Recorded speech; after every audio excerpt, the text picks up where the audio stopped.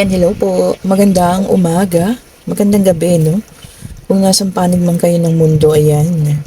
Maraming salamat po ha sa mga sumusubaybay, mga bagong follower, ayan.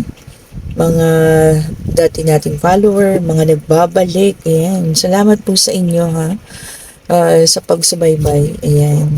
Ano kaya itong ating reading ngayon, ano? Sana maganda, no? Kinuha ko pala itong ating, telepathy card, ayan. Gusto ko kasi nagagamit naman sila yung iba, parang malungkot na, no? Hindi ko na nagagamit. So, kuha tayo ng 4 dito, ha? Sa telepathy card natin. Ayan. So, kumusta naman ang mga buhay-buhay natin? Alam niyo, yung last reading natin, ha? Sobrang maintriga po ha at talagang napakadaming naka-resonate, napakaraming like, ang daming comment, ayan, nakakagulat, no? Ako talaga nagulat, no? Hindi ko alam na ganun karami makaka-resonate, no? Diba? Syempre naman, diba? Alam nga namang ikaw na yung binugbog na sa pag-aapi, tapos ikaw pa rin yung diba? Siyempre, winner ka. Oh, heart. Ayun po, So, this is heart. Ayan. Dito na nga lang muna natin ilagay. Ayan. Meron tayong heart. Ayan. So, usaping puso. Okay. Pag-ibig na naman po ito, ha? Ayun, baka tumalon. Muntik pang bumagsak ang ating challenge. Pagsubok. Ayan po. So, may pagsubok para sa isang puso rito. Kung sino naman po yung makaka-resonate. Ayan, alam niyo ba halos maubos ang ating kristal? Ayan, ang dami pong pumakyaw ha. Ayan na lang po ang natira. Oh.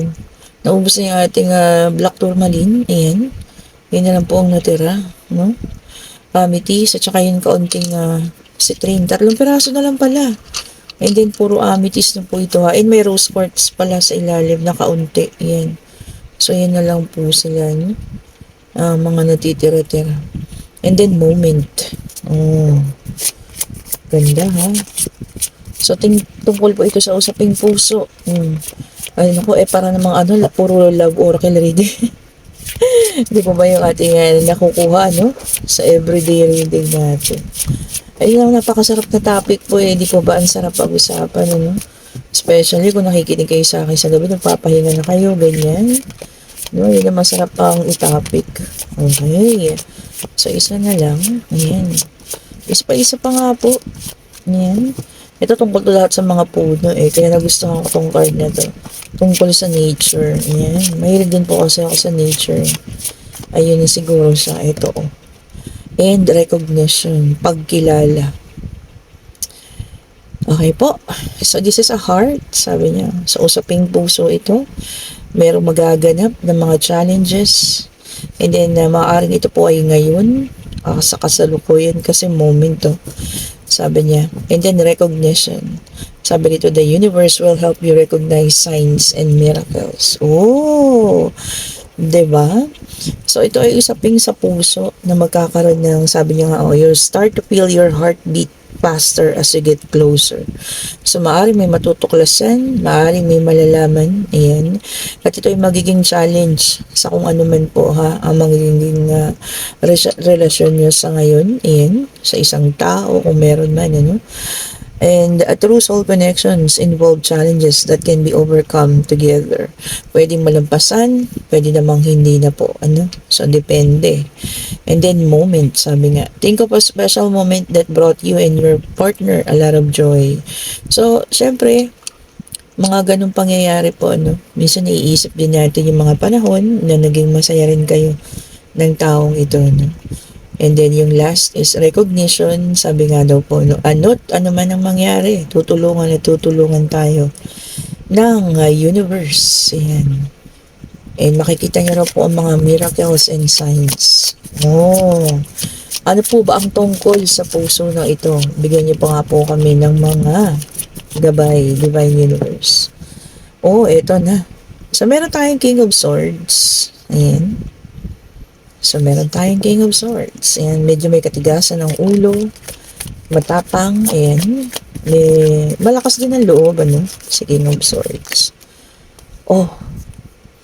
And then, meron tayong Eight of Cups, which is abandonment. Ayan. Okay po. Leaving behind. Kita niyo naman, umaalis na ha. And then, hindi natin pipigilan ng the sun, positivity, tumapat pa sa the moment to. And yung pag-alis, yun yung pinaka-challenge, kung nakikita ninyo. At itong dumulo, ayan, the chariot, movement, may pagbabago. Tumapat din sa recognition. Di ba ang recognition, sabi kanina, is the divine universe will help you, sabi. Okay, so meron 10 of cups, tungkol sa pamilya, ayan. Ganda ha. Naku, parang napipicture out ko na. Nakikita ko na po. Ayan. Parang napipicture ko na kung ano itong ating reading. Ended pa natin ng 3. Ayan. Para sure lang natin. Pero feeling ko ito na. Oops. Oh! Ayan nyo ha. Inano niya lang. Clarify. Cheating and deceit. 7 of swords. Trickle. Okay po. Ayan.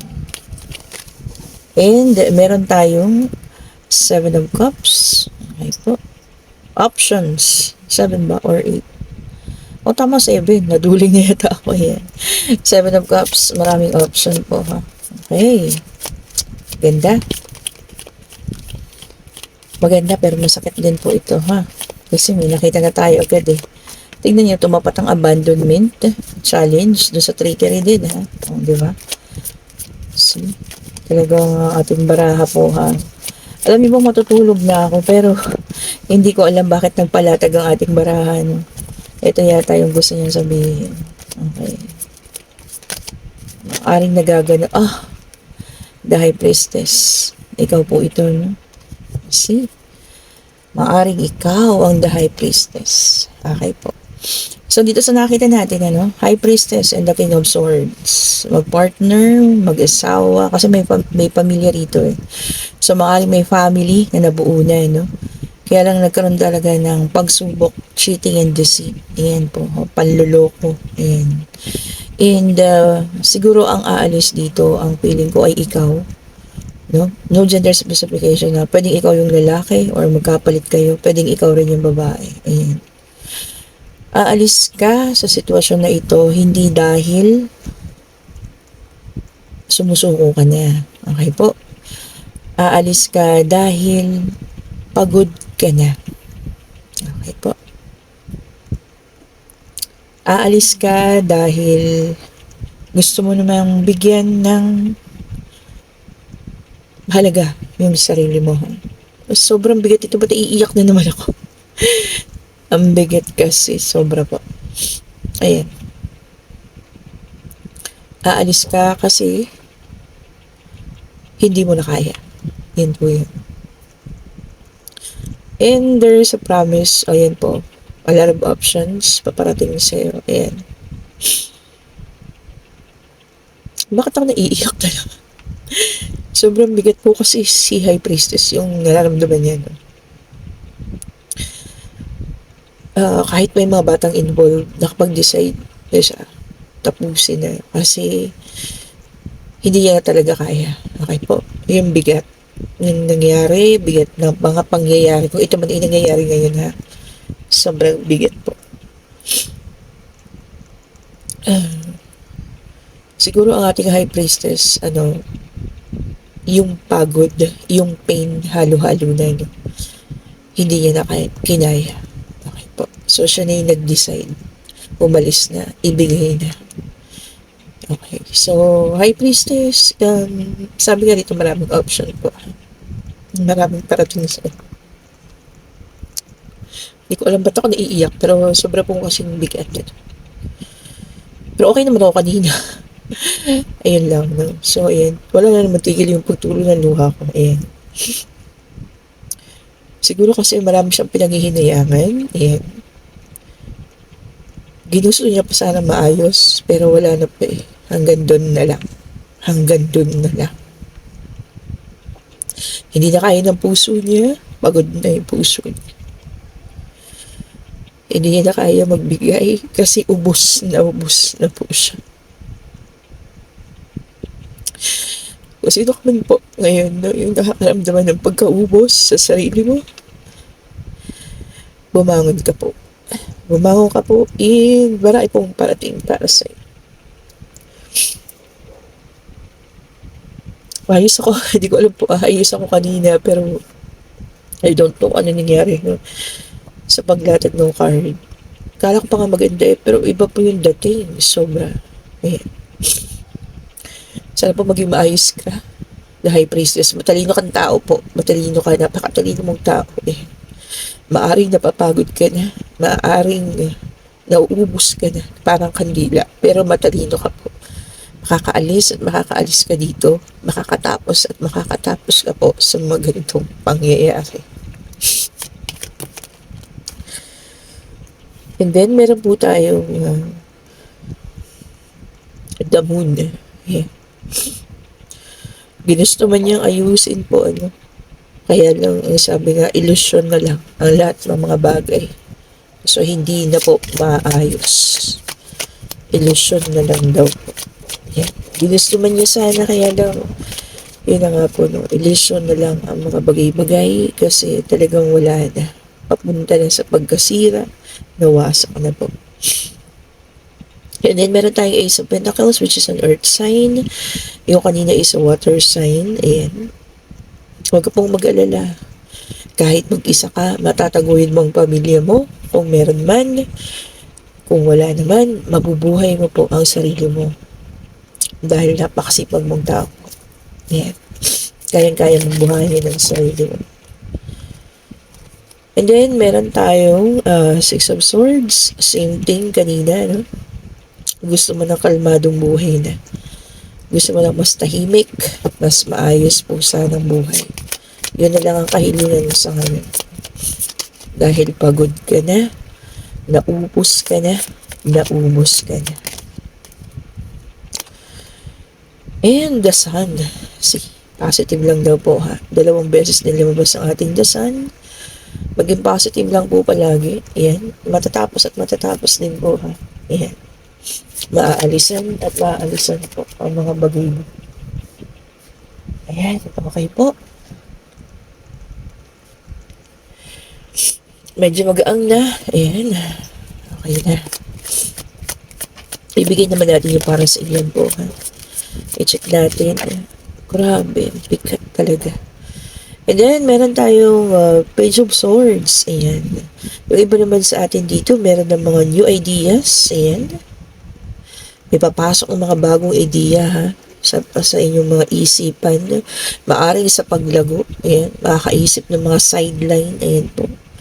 And then, meron tayong King of Pentacles in reverse, which is also an earth sign. So, halos lumabas na lahat. Air, earth. Fire, ayan, and may water na rin kanina, no? This is a King of Pentacles in reverse.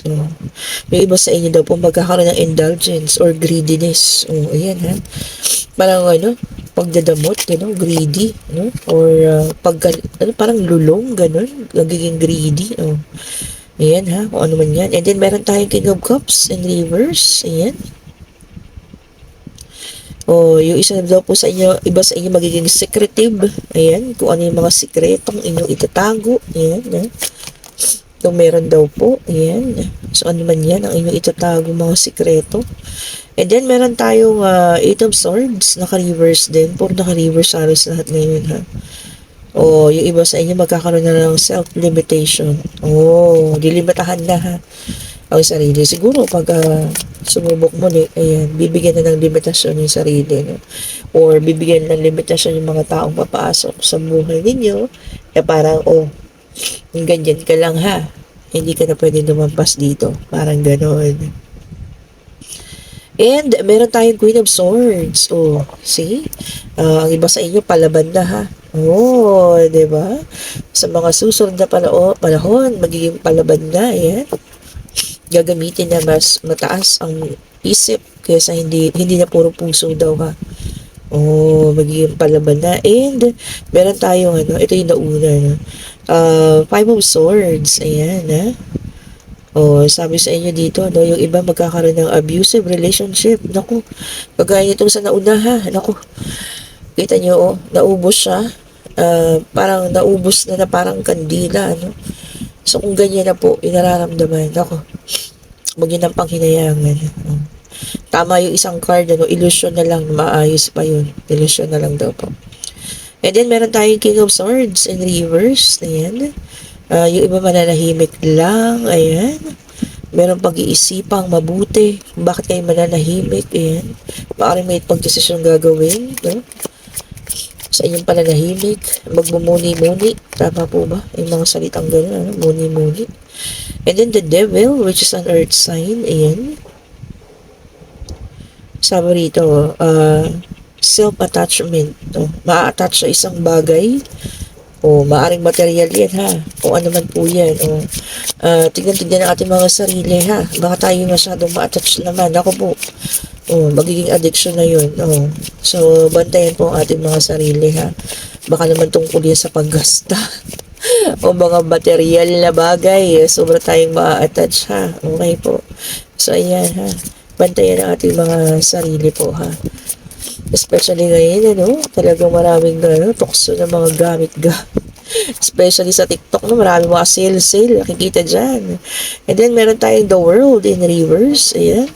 Seeking personal closure. So, ang ilan sa inyo ay maghahanap na ng closure talaga. Ayan, tatapusin, makikipag-usap na. Talagang, gusto ng matahimik. Ayan. Magkaroon ng peace of mind.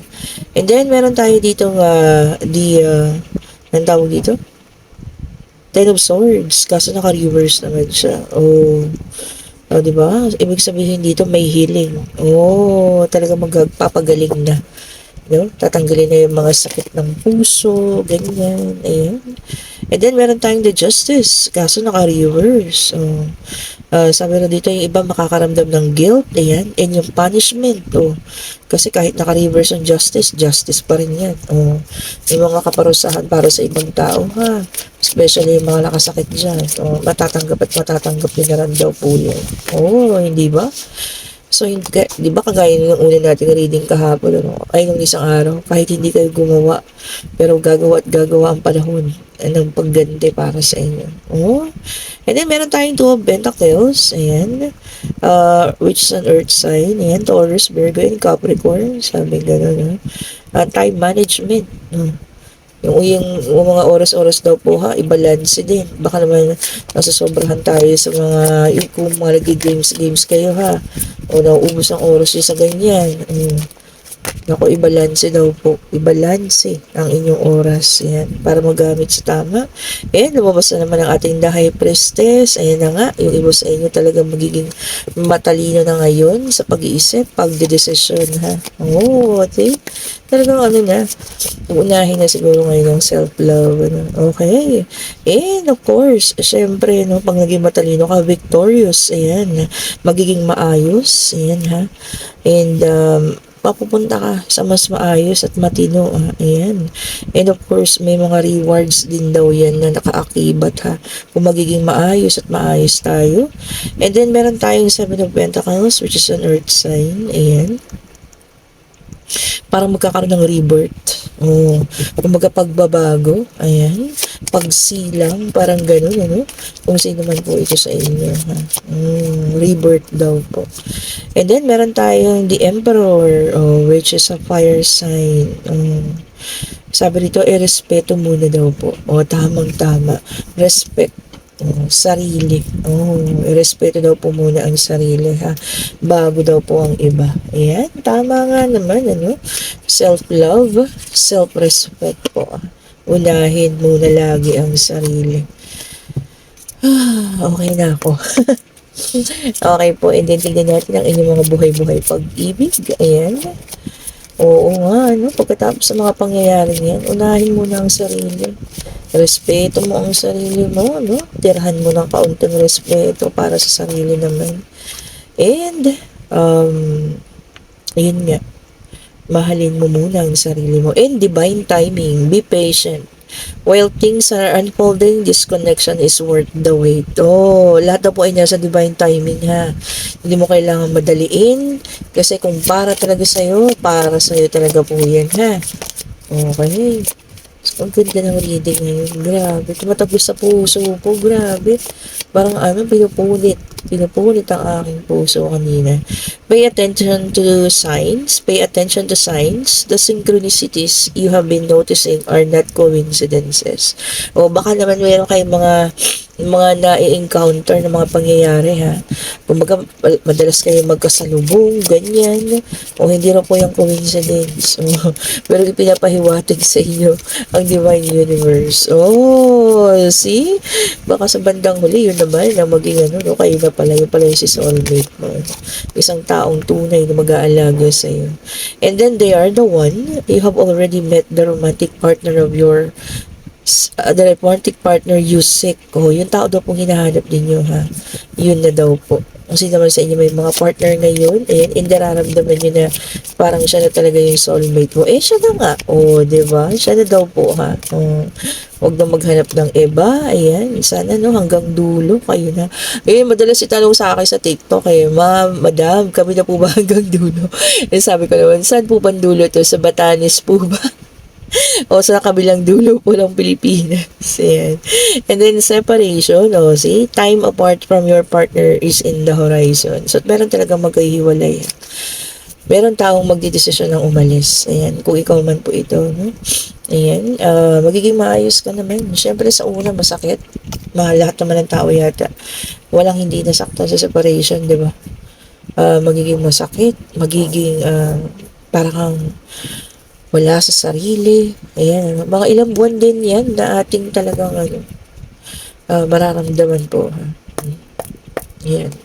Pero alam ko mapapagtagumpayan. Nakita naman na ng barahan. Marami kang magiging option, marami kang maaaring gawin. Okay po, para makalimot. Ayan, basta unahin ang sarili, irespeto ang sarili, at mahalin po ang sarili. Ngayon po, pwede tayo magtanong, answerable ba yes or no? Love life, financial, pangyayari, ayan, kung ano man po ha.